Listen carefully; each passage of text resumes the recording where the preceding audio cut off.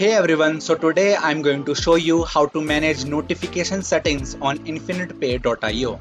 Managing your notifications ensures you stay informed about important updates and activities related to your account. So let's get started. First of all, log into your InfinitePay.io account using your username and password. Once logged in, navigate to the settings or notifications section.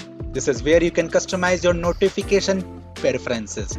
Here, you will see options to manage notifications for various activities such as transaction alerts, account updates, and promotional messages. To customize your notification settings, select on each category to expand and view available options. Select the notifications you want to receive via email, SMS, or within the InfinitePay.io app.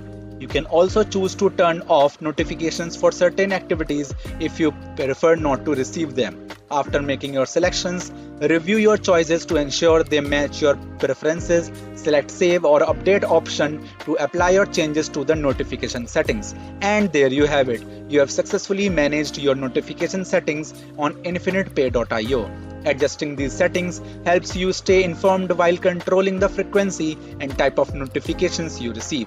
If you found this tutorial helpful, please give it a thumbs up and subscribe for more tips. Thanks for watching and see you next time.